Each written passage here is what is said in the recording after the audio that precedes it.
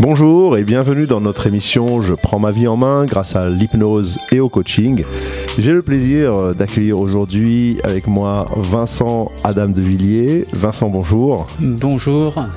Et Vincent, tu es hypnopraticien ou hypnothérapeute. Je ne sais pas exactement comment tu dis. On peut se définir en tant qu'hypnopraticien ou hypnothérapeute. De toute façon, c'est un praticien qui utilise l'hypnose en thérapie. Exactement. Alors, aujourd'hui, c'est une émission un peu particulière parce que je voudrais à la fois présenter la manière dont toi tu pratiques l'hypnose, qui est une autre sorte d'hypnose que l'hypnose classique, ericksonienne qu'on appelle, et on va essayer de définir ensemble pour nos auditeurs ce que c'est l'hypnose ericksonienne, ce que c'est l'hypnose humaniste que tu pratiques. J'aimerais aussi présenter aux auditeurs le nouveau cabinet de thérapie et de coaching qui s'ouvre à Enghien-les-Bains à partir du 1er mai, du 2 mai, disons lundi 2 mai, et qui va permettre donc aux différentes personnes qui sont là, qui sont dans la région et même sur Paris, puisqu'on a beaucoup de gens qui sont sur Paris qui viennent nous voir, de pouvoir bénéficier d'un centre thérapeutique avec beaucoup de pratiques et de praticiens différents dans différentes comment dirais-je, spécialités, dont la tienne également et la mienne. On fait la même chose plus ou moins mais différemment. Exactement. Donc on est tous les deux dans l'hypnose, on utilise tous les deux l'hypnose pour traiter plusieurs cas, mais toi tu utilises une hypnose différente. J'ai eu l'occasion de la tester et être très agréablement surpris de l'efficacité, donc c'est génial. Je vais te proposer de te présenter dans un premier temps, qui tu es, quel est ton parcours et comment ça se fait que tu es maintenant ici aujourd'hui. Voilà, donc la parole est à toi, Vincent. Alors bonjour, moi je suis venu à l'hypnose il y a à peu près 7-8 ans. Avant j'étais chef d'entreprise, j'étais dans totalement un autre domaine. Et suite à un arrêt du tabac, un petit burn-out au passage, je suis arrivé tranquillement à me former à l'IFHE, à l'Institut français d'hypnose humaniste et ericksonienne. C'est une école qui a été créée à Paris par Olivier Lockert. Olivier Lockert, c'est on va dire un petit peu le papa de l'hypnose humaniste en France. Il forme donc à l'hypnose humaniste, la méthode en fin de compte que je pratique en majorité en cabinet. Et bien sûr, pour être formé à l'hypnose humaniste, on a besoin de se former à l'hypnose ericksonienne. D'accord ? Un ne va pas sans l'autre. Après, on choisit sa voie. Cette voie, aujourd'hui, la différence entre l'hypnose ericksonienne et l'hypnose humaniste, je dirais que l'hypnose ericksonienne est une hypnose qui est dissociative, où on a tendance à dissocier la personne et à la mettre aussi dans un état de conscience. Et en hypnose humaniste, on va associer la personne. On va la mettre dans un état augmenté de conscience. Souvent, en fin de compte, cet état augmenté, il finit des fois jusqu'à avoir une perte de conscience assez importante et à aller chercher des schémas bloquants ou des portes à ouvrir, d'accord, avec l'inconscient. Entre autres, et surtout à permettre aux patients d'avoir les changements de sa vie qu'ils voudraient. D'accord, donc si je comprends bien, pour résumer, dans l'hypnose ericksonienne que je pratique, on fait en effet ce qui s'appelle, on va dissocier la personne, donc son conscient de son inconscient, pour lui permettre de travailler sur son inconscient. On va mettre le conscient en mode veille, en mode avion, on va dire comme ça, pour pouvoir travailler sur une reprogrammation de l'inconscient.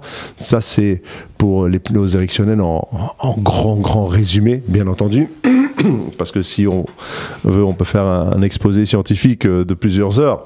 Mais pour résumer, c'est comme ça que ça fonctionne.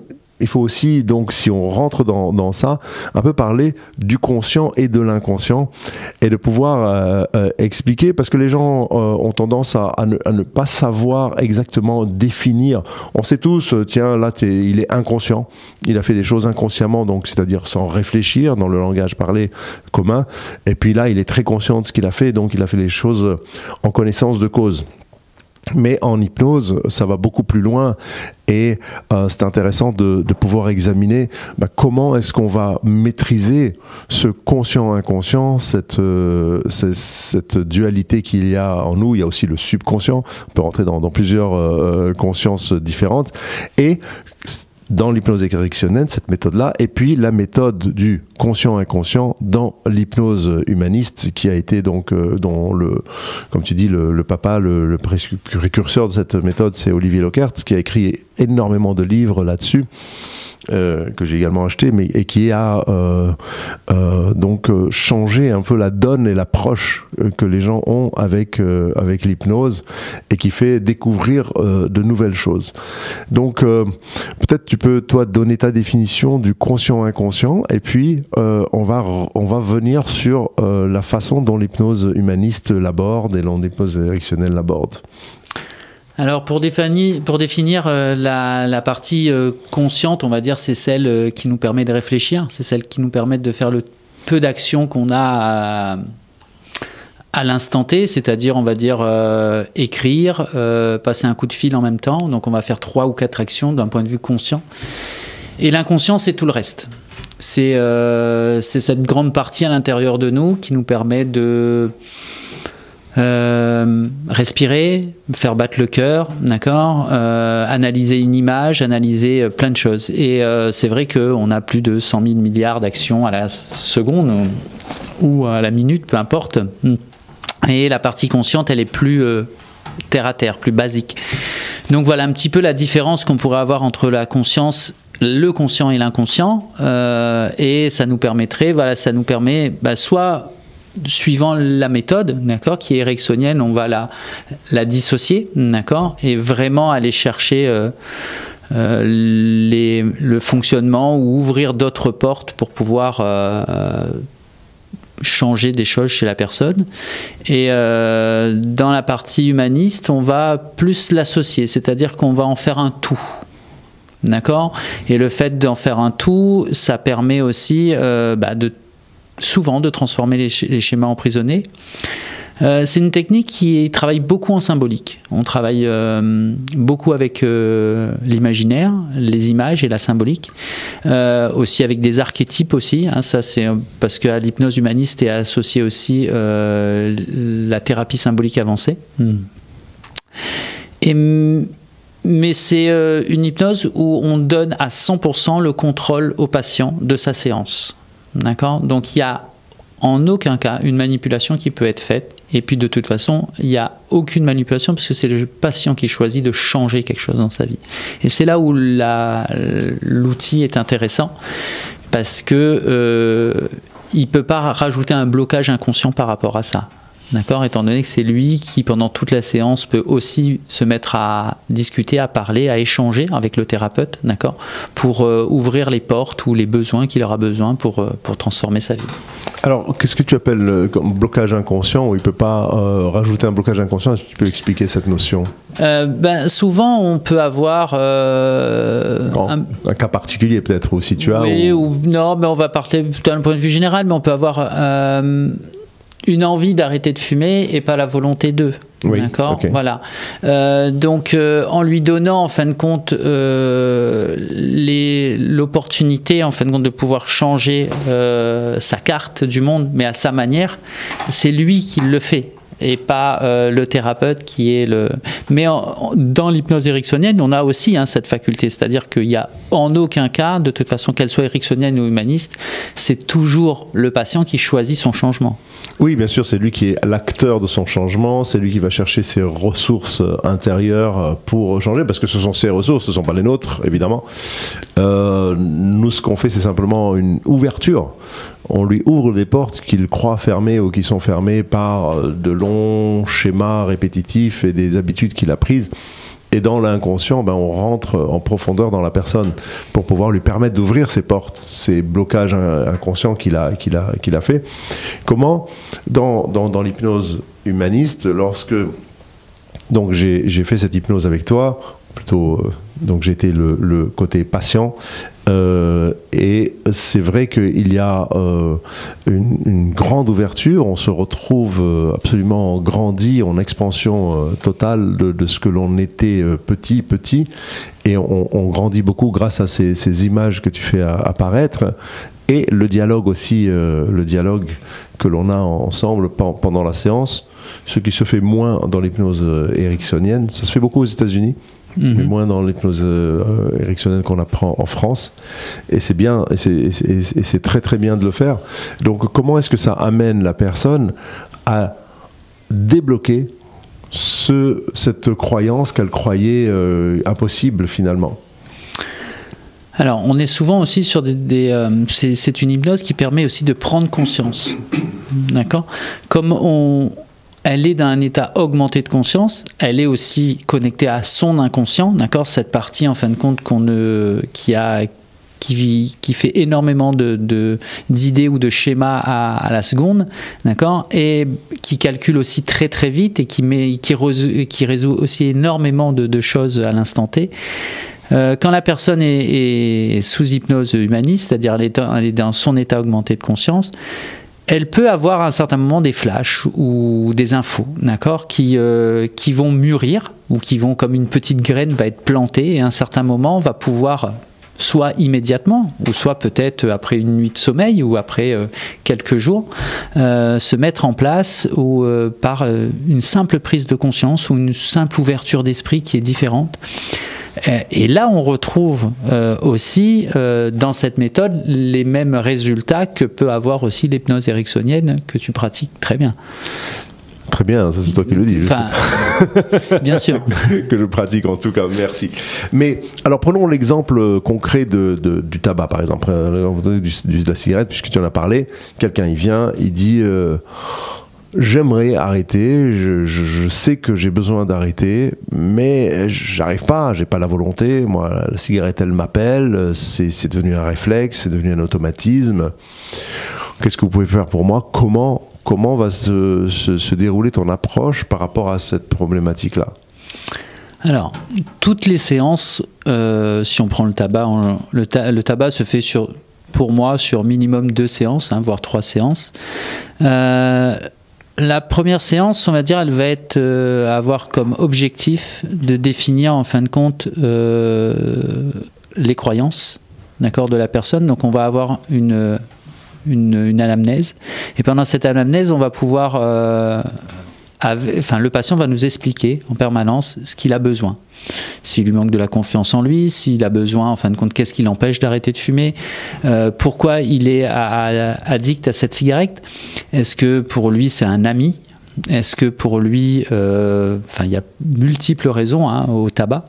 Donc juste pour expliquer, l'anamnèse, c'est la collecte d'informations de l'échange que tu veux, le premier échange que l'on a avec le patient qui vient nous voir, pour savoir exactement ce qui l'anime, ce qui l'amène, etc. C'est ça. Donc exactement, oui. C'est très important d'avoir cet échange d'informations. Voilà. Les gens, ils pensent qu'on peut rentrer tout de suite dans une séance d'hypnose.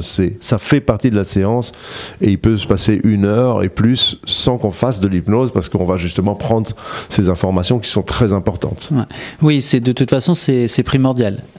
C'est un espace dans lequel on va s'offrir entre 20 minutes et 1 heure ou 1 heure et quart, où on va discuter en fin de compte ensemble pour savoir déjà quel est le schéma de fonctionnement de la personne, ce qu'elle veut changer aussi dans sa vie et pourquoi elle vient. Et en discutant, des fois, on va commencer à induire aussi quelques changements. D'accord ? Et on va aller chercher aussi quelles sont les ressources profondes à l'intérieur de la personne qu'elle a déjà eues, parce que de toute façon, on sait très bien que de toute façon, c'est comme le blanc et le noir, c'est qu'on sait ce que c'est le blanc, on sait ce que c'est le noir, ou c'est comme la joie et la tristesse, on les a tous à l'intérieur, et nous, on voudrait juste le juste milieu. Donc on va aller chercher tout ça, et en cherchant tout ça, on va pouvoir mettre en place au fur et à mesure un protocole. Et donc quand tu dis que tu vas déjà induire des changements, c'est ce qu'on appelle, puisqu'on est dans les différentes méthodes d'hypnose, l'hypnose conversationnelle, un petit peu, où on va dans la conversation placer des suggestions, Est-ce que c'est comme ça que tu... Exactement. Ça, de toute façon, elle est humaniste, oui, la méthode, parce qu'elle est dans la globalité, d'accord.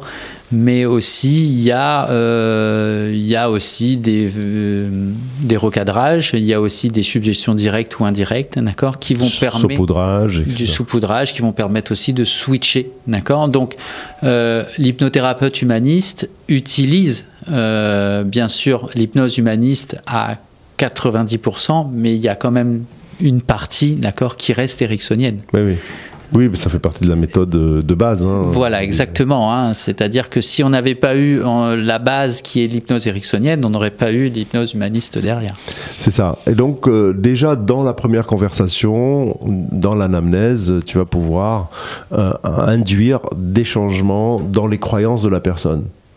Oui, alors induire, c'est pas moi qui les induis, c'est-à-dire c'est elle qui les demande et on va changer ses croyances. Oui. D'accord ? Avec son accord. Bien sûr. Voilà, c'est la chose qui est le plus important en thérapie et même en hypnose et dans la globalité, c'est que la demande vient du patient. Voilà. Oui, de toute façon, elle est là pour ça. Hein. Voilà, elle est exactement. Là pour ça aussi. Donc, il ne faut pas oublier que c'est son objectif d'être là pour ça. Et puis, on va pouvoir l'amener à ce changement. Et donc, une fois qu'on aura fait cette anamnèse pendant une petite heure, une heure, en tout cas, la première séance, là, tu as compris la globalité de ce que la personne veut et qui elle est, parce que chacun est différent. Chaque cas est différent de toute façon, même s'ils viennent pour le même objectif. Oui, c'est exactement ça. Ça peut être le même objectif tabac, mais chacun est totalement différent. C'est-à-dire que chaque séance, si on prend le tabac, parce que c'est un des points où tout le monde, enfin beaucoup de personnes viennent me voir pour ça, et ben oui, mais on utilise, je n'ai jamais deux séances identiques. Bien sûr. Voilà, même si on pourrait dire, même si c'est deux frères ou deux jumeaux qui ont la même façon de penser, mais chacun a son accroche à l'addiction qui peut être différente. Il y en a un qui ça va être son meilleur ami et l'autre qui le fait pour être sociable vis-à-vis des autres ou plein d'autres choses.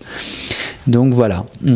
Et donc après cette première séance, tu revois la personne une semaine plus tard? Alors, souvent, c'est très rare, mais en général, après, on va dire 3/4 d'heure d'anamnèse ou on va partir directement sur une séance d'hypnose. D'accord, okay, qui va durer peut-être que ne serait-ce que 10 minutes ou une demi-heure, suivant le temps qui nous restera de la séance. Et puis après, au bout de 15 jours, je revois la personne pour une... Alors, la personne peut arrêter de fumer en sortant du cabinet, ou peut-être prendre le temps d'arrêter de fumer au fur. Et j'ai déjà des personnes qui ont déjà arrêté de fumer avant de venir. Donc vous voyez, chacun a son mode de fonctionnement et en respectant aussi le libre arbitre de chacun. Bien sûr, parce qu'en prenant le rendez-vous, il s'est dit, ben voilà, déjà si je commence, si j'y vais, ben je commence déjà avant. Hein, donc ça se passe parfois. Parfois comme ça se passe où la personne a déjà arrêté avant, ou alors elle a fumé ses 3-4 cigarettes avant la dernière cigarette du condamné avant de rentrer dans le cabinet, ça aussi également. Donc tu fais cette hypnose humaniste où... comment est-ce que tu vas donc conscientiser la personne, lui faire prendre pleine conscience de ce qu'elle est en train de faire quand elle fume? Est-ce que c'est comme ça que ça se passe? Non, pas obligatoirement. Ça peut, dans la collecte d'informations, d'accord, on a pu s'apercevoir que ça pouvait être lié à un traumatisme pendant l'enfance, ou que ça a pu être, je sais pas moi. Pour garder un lien sociable avec des copains ou pour faire comme les autres. Donc en fonction de ce qui est ressorti dans cette collecte d'informations, dans cette anamnèse, on va partir sur peut-être sur aller entre guillemets soigner le traumatisme, ou alors aller modifier une partie de ce qui s'est passé dans ce passé. D'accord. Alors pas le modifier proprement dit, mais en faire une deuxième version beaucoup plus simple. Aller à la source en fait. Aller à la source. C'est ça. Voilà. Et souvent quand on trouve la source, il peut se passer, d'accord, immédiatement ou quelques temps après, un déclic, sans comprendre ce qui se passe. La personne ne s'en aperçoit même pas. Souvent j'ai des personnes qui sont revenues après une séance, pour le deuxième rendez-vous, après une séance d'hypnose, et qui m'ont dit. On m'a proposé une cigarette et j'avais l'impression de ne jamais avoir fumé. Donc, et pourtant, c'était des fumeurs de plus de 20 cigarettes par jour. Donc voilà, comme quoi, des fois, il y a des... comme si on changeait de paire de lunettes, ou qu'on changeait de monde, ou qu'on prenait une machine à voyager dans le temps, et puis qu'on changeait d'espace ou de dimension, peut-être. Alors c'est une dimension extraordinaire et on va là tout de suite en profiter pour changer de dimension. On va faire une petite pause musicale et revenir sur cette dimension magnifique. Merci beaucoup Vincent d'être avec nous. Merci. Je prends ma vie en main grâce à l'hypnose et au coaching. Nous sommes avec Vincent Adam Devilliers qui est donc notre hypnothérapeute du moment aujourd'hui, puisqu'on va travailler ensemble, comme on l'a dit en début d'émission. Et on était sur l'hypnose humaniste pour le tabac, pour résoudre le tabac, pour rentrer dans une autre dimension, comme tu disais. Et pour conclure sur ce tabac, qu'est-ce qui se passe finalement quand on va faire... Est-ce que tu fais réaliser à la personne ce qu'elle vit quand elle fume, et que finalement elle réalise qu'elle ne doit pas fumer? Comment ça se passe dans l'esprit de la personne? Alors, dans l'esprit de la personne, elle change.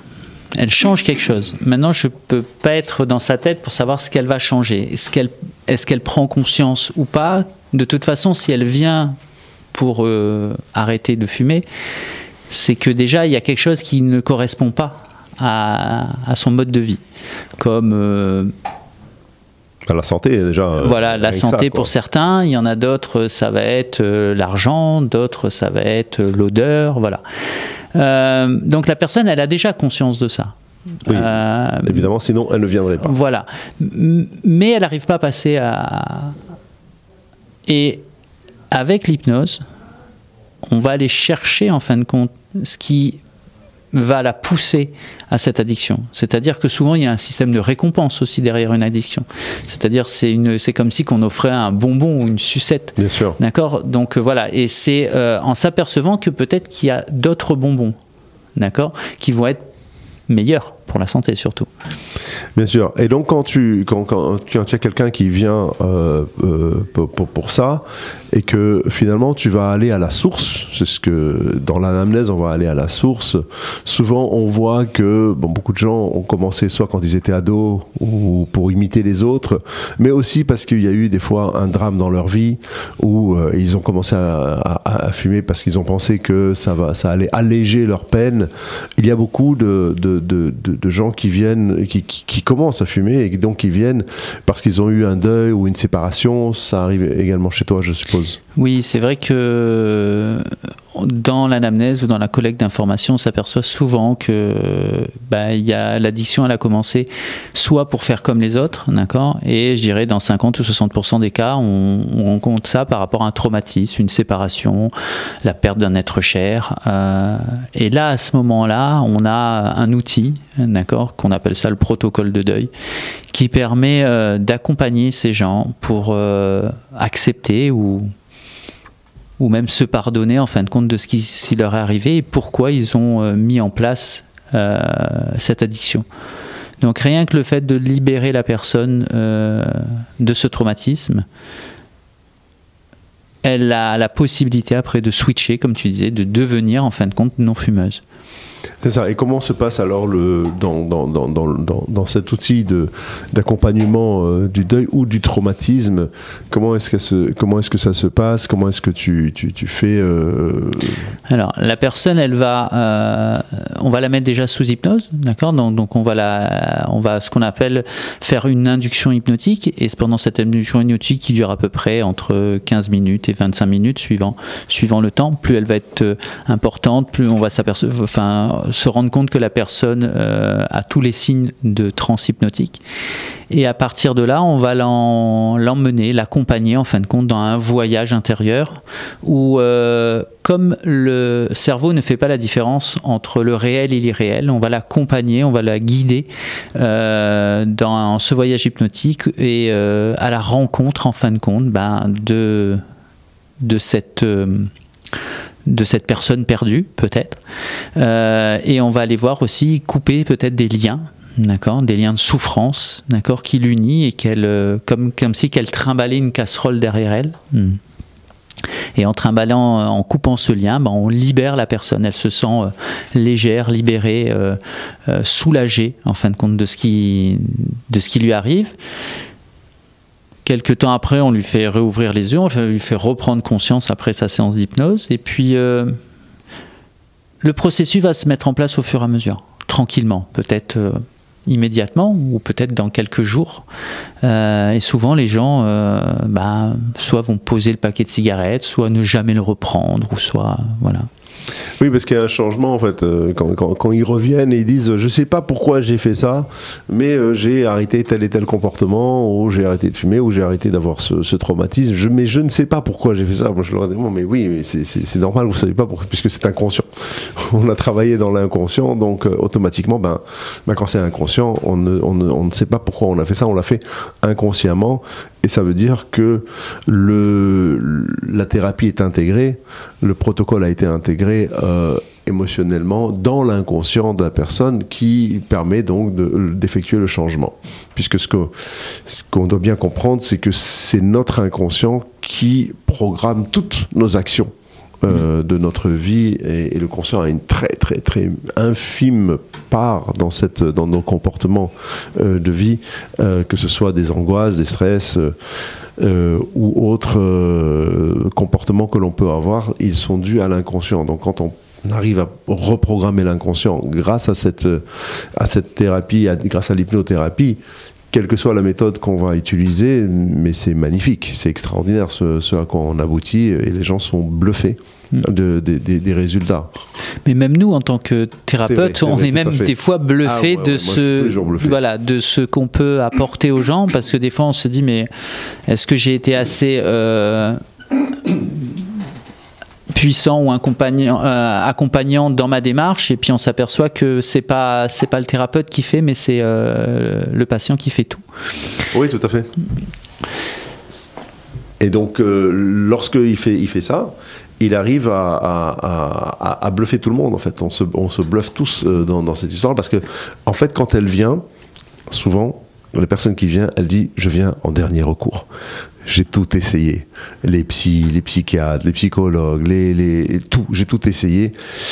Et voilà, c'est le dernier recours, je ne veux pas dire le dernier espoir, parce que j'aime pas cette notion-là, mais en tout cas, ils viennent souvent à la fin d'avoir tout essayé. Et on se rend compte que l'hypnothérapie, aujourd'hui, je l'ai écrit pour l'invitation à cette émission, elle fait partie d'un DU aujourd'hui, donc d'un diplôme universitaire, et dans plusieurs pays, mais déjà en France maintenant, ça a bien démarré là-dessus, où on se rend compte que c'est une thérapie à part entière. Ce n'est pas que du spectacle à la Mesmer ou autre. Il n'y a pas que du spectacle dans l'hypnose, il n'y a pas que de l'amusement. Il y a beaucoup de choses très très sérieuses qui sont faites grâce au fait que l'on ne peut aborder l'inconscient et parler à l'inconscient. Et donc le langage ericksonien ou humaniste va permettre une nouvelle découverte de soi, en réalité. C'est ça, ouais, c'est ça. C'est une nouvelle découverte de soi, ou une autre façon de se voir. Et quand les gens, quand tu pratiques ça avec les gens, quelle est leur réaction, quel est leur commentaire ? Je dirais que dans 99% des cas, quand ils ouvrent les yeux après une séance, ils font waouh. Ils font waouh parce que c'est un état qu'on s'autorise pas à aller dedans. Surtout aujourd'hui dans notre monde rationnel, avec cette vie trépidante, ce métro, ce boulot et tout ce qu'il en est. Donc le fait déjà de prendre du temps pour soi et une façon de toucher en fin de compte son petit soi intérieur, les gens se découvrent. Voilà. Oui, alors je vais juste corriger un petit truc, c'est ça, c'est pas son petit soi intérieur, c'est son grand soi.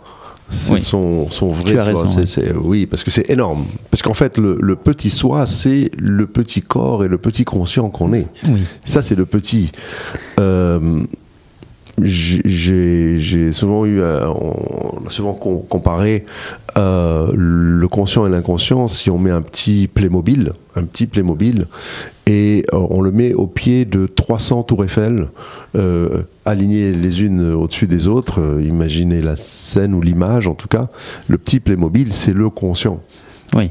Et les 300 tours Eiffel qui sont les unes au-dessus des autres, c'est l'inconscient. Donc c'est d'où la puissance de l'inconscient. Et quand on met ce fameux conscient en mode veille, on l'endort un petit peu grâce à l'hypnose. La personne qui est là, elle est en fait connectée à presque je dirais son âme profonde, quoi. Elle est connectée à elle véritablement, puisqu'il n'y a plus le corps qui fait obstacle, qui fait barrière. Et ça c'est le waouh.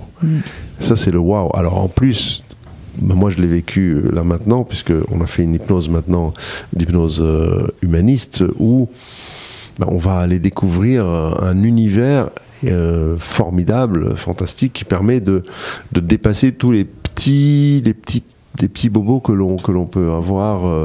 On va les diluer, ces bobos. On va les diluer, voilà. On va les diluer dans cet océan de conscience, d'accord. Et on s'aperçoit qu'on fait partie de ce tout et qu'en fin de compte, on a toutes les ressources à l'intérieur de nous pour y accéder. Et quand tu dilues, comment tu dilues ?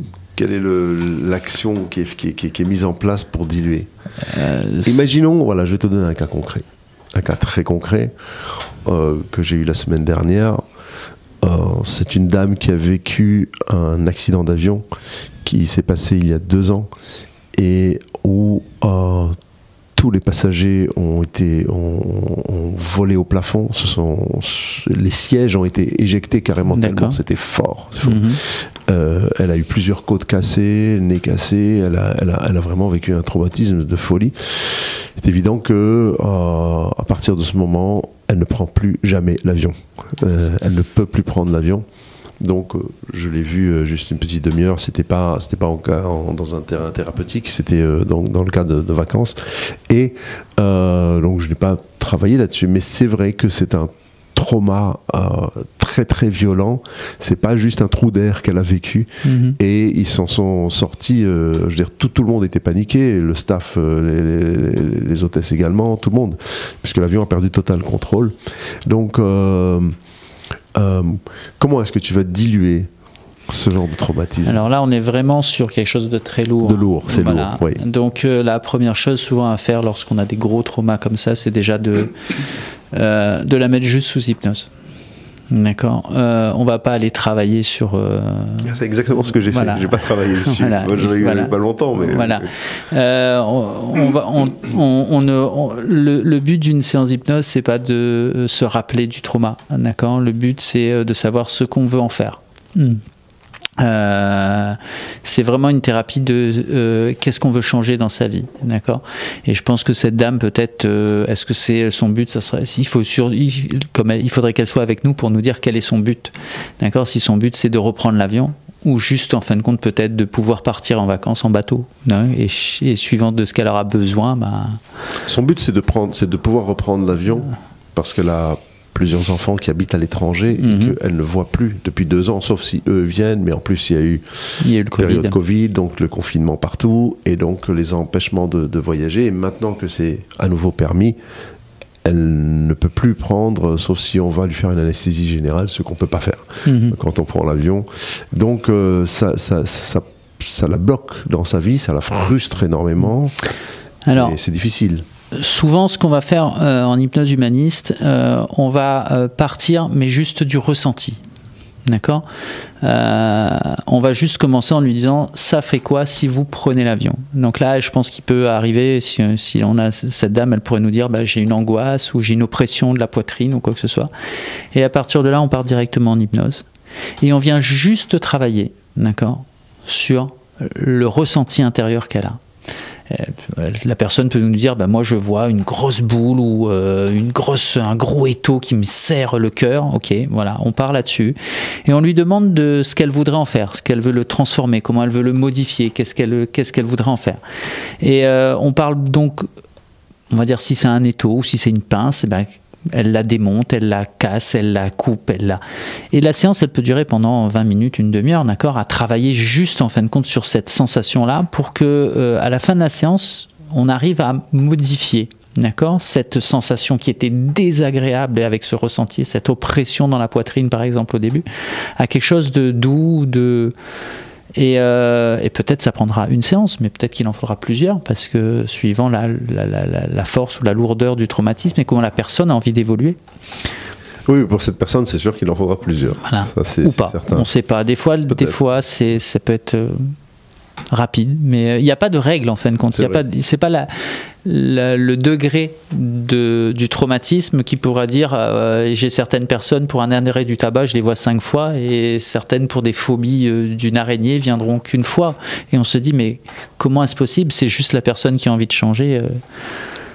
Qui fait le travail de ses propres ressources inconscientes pour pouvoir changer. Eh bien, on va nous aussi changer de ressources et faire une petite pause musicale. Je prends ma vie en main grâce à l'hypnose et au coaching. On parle avec Vincent Adam de Villiers, hypnothérapeute, de la gestion de traumatisme, de moments difficiles de la vie. Là, j'ai parlé, moi, d'un accident d'avion et qui est en effet traumatisant. Ça peut être un accident de voiture, un accident de cheval, ça peut être aussi un viol ou un vol, parce qu'il y a des gens qui sont fait voler dans leur maison, c'est comme un viol aussi, où ils sont traumatisés, ils n'arrivent plus à rester seuls chez eux à la maison. Et il y a beaucoup de personnes âgées dans ce cas, mais aussi des jeunes, des enfants et d'autres qui ont ces peurs maintenant qui sont ancrées en eux. Alors, pour reprendre cet exemple, ou ce type d'exemple en tout cas, la méthode de l'hypnose humaniste, comment est-ce qu'elle va fonctionner dans ces traumatismes et dans ces cas-là? Alors là, on va travailler aussi donc sur le ressenti, d'accord, de ce traumatisme, alors que ça peut être, comme on disait, un accident, l'effet de la vie, ou un vol, ou alors peut-être ne serait-ce qu'une expatriation, on a déménagé un peu précipitamment sans le vouloir. Donc on va travailler sur le ressenti. C'est une manière de l'hypnose humaniste de se dissocier, c'est-à-dire qu'on ne travaille pas sur le trauma, d'accord, pour que ça soit plus doux pour la personne, pour le thérapeute, enfin pour le patient avec qui on va travailler. Donc en travaillant sur le ressenti intérieur qu'elle a, on va lui demander ce qu'elle veut en faire, comment elle veut le transformer, comment elle veut le modifier. Inconsciemment, il va se passer des changements. On va sentir peut-être de la chaleur, du froid, du chaud, des choses qui vont se passer dans son corps. Il y a peut-être un phénomène énergétique qui va arriver aussi en même temps. Et le fait de changer, de transformer, de modifier tout ça d'une façon purement symbolique, va travailler tranquillement et en profondeur sur le traumatisme. Donc en fait, c'est lorsqu'elle va, disons, à la fin de la séance, à la fin du process de la séance, lorsqu'elle va repenser aux faits qui sont arrivés, d'accord, que ce soit un accident ou un viol ou autre chose, elle va repenser à ces faits-là, elle n'aura plus le même ressenti. C'est le but. C'est ça. C'est le but. Et souvent, avant de sortir de la transe hypnotique, on garde en permanence, enfin, on demande à la personne de revivre, d'accord, oui. Ou de voir qu'est-ce que ça fait si, par exemple, on prend l'exemple de cette dame qui a subi cet accident d'avion, on va lui demander qu'est-ce que ça fait si demain elle se retrouvait dans un aéroport et qu'elle était à l'embarquement. Elle va nous dire non, c'est ok. Alors dans ce cas-là, on va lui demander si elle veut monter dans l'avion. Et si encore c'est ok, on va lui demander si on peut décoller. De voir un petit peu déjà en futurisation comment oui. L'esprit conscient déjà accepte. Et après les changements, on vérifie en permanence que le travail ait bien été fait. Ou peut-être qu'il faudra peut-être à ce moment-là peut-être une deuxième séance, voire une troisième, ça peut arriver. Bien sûr. Et donc c'est exactement le même principe, par exemple pour une phobie aussi.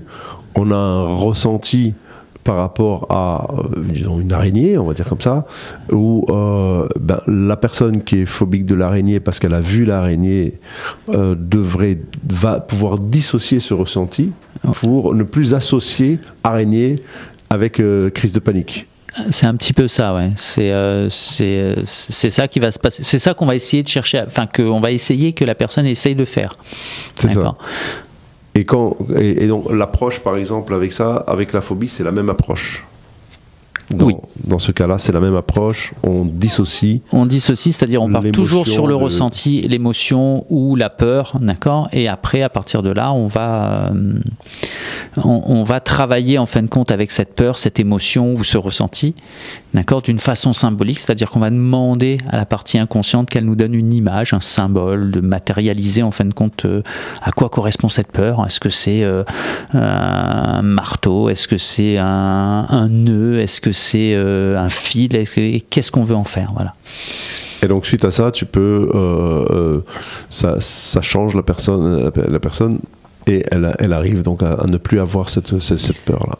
Si elle transforme vraiment son symbole, oui, elle transforme aussi sa peur. Elle la dilue en fin de compte, elle la modifie. Après, il y a aussi tout un protocole aussi sur la phobie, d'accord, qui permet aussi à la personne de vivre en fin de compte, de faire vivre peut-être en dissocié à son double une expérience voilà, avec une araignée ou un avion si c'est le cas. Voilà, on le rentre dans l'éricksonien. Mais on rentre dans l'éricksonien, mais d'une façon plus imagée, d'accord, et complètement associée. Alors c'est là où des fois ça peut être ambigu, c'est-à-dire qu'on est associé, d'accord, à la transe hypnotique, on est en état augmenté de conscience, mais par contre dans le film qui se déroule dans notre tête, on peut être acteur ou spectateur, d'accord, donc on peut être associé ou dissocié en plus. Bien sûr, tout à fait. On a parlé aussi, donc on parle d'une certaine palette de troubles pour lesquels les gens viennent nous voir et c'est important. L'insomnie fait aussi beaucoup partie de cas, de demandes qui sont là parce qu'on dort de moins en moins bien pour beaucoup de raisons, évidemment. Et les téléphones, les écrans en sont pour une grande part. Comment est-ce que toi, dans l'hypnose humaniste, tu traites les insomnies? Alors, on va réapprendre à la personne, en fin de compte, ce que c'est l'insomnie, d'accord, et comment on gère aussi l'insomnie. Et c'est vrai que y a des petites explications à donner sur la gestion des écrans, la gestion du sommeil, d'accord. Alors, c'est quoi une insomnie? Alors, si on le définit simplement, une insomnie, c'est-à-dire qu'à partir du moment où on se met dans son lit et qu'au bout d'un quart d'heure, 20 minutes, on ne dort pas, d'accord, c'est une insomnie, d'accord. Ou si on se réveille plusieurs fois dans une journée, dans une nuit, ça permet de définir ce que c'est l'insomnie. Donc il y a des choses à comprendre, à réexpliquer en fin de compte au niveau de la partie consciente, de lui expliquer comment agir en fin de compte avec cette insomnie. Il faut aussi changer peut-être une petite partie aussi de son hygiène de vie aussi, qui va être peut-être couper les écrans à partir d'une certaine heure, faire des choses différentes, d'accord, parce que c'est vrai que ces écrans ont une fréquence hertzienne qui a tendance à stimuler en fin de compte le cerveau et l'empêcher de dormir. Et donc, bien sûr qu'il faut faire des changements de vie, mais dans l'approche hypnotique, l'association de l'hypnose humaniste... On pourrait lui donner aussi, comme un petit peu en hypnose peut-être ericksonienne, tu me dis si je me trompe, mais on pourrait lui donner aussi des exercices d'auto-hypnose. Oui, bien sûr. Voilà, mais là qui aurait peut-être plus tendance des fois de temps en temps à partir peut-être sur une hypnose ericksonienne, voilà.